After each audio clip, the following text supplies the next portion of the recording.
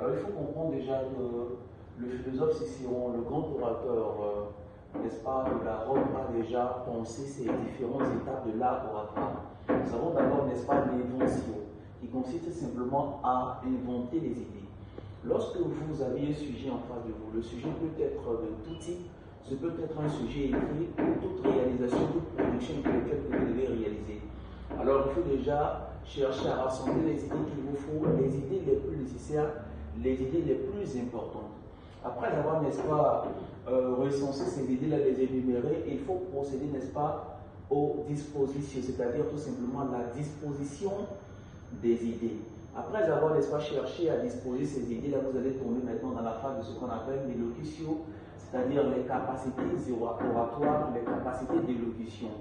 Il va falloir se poser la question, est-ce que le texte que j'ai écrit, la rédaction, la production que j'ai réalisée, est-ce que je pourrais réellement devant le public prononcer comme il le faut avec l'articulation, la diction et la phonétique qui s'ensuit.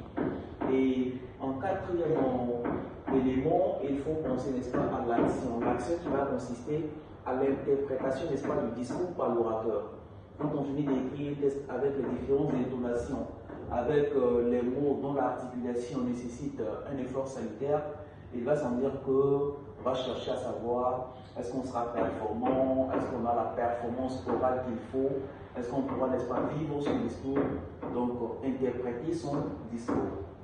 Et par la suite, on a la mémoria qui veut dire simplement mémoire.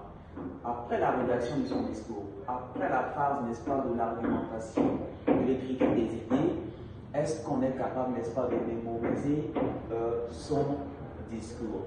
Mais il va sans dire que ce n'est pas tous les textes qu'il faut chercher à maîtriser ou à mémoriser.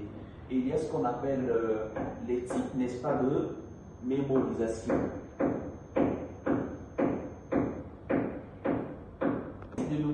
On a trois types de mémorisation. On a la mémorisation intégrale, la mémorisation partielle et la mémorisation par suite.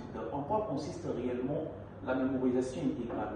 La mémorisation intégrale consiste à retenir son discours, du développement jusqu'à la rédaction, j'allais dire, de l'introduction jusqu'au développement et pour terminer avec la conclusion. Donc, on maîtrise dans cette partie-là son discours intégralement.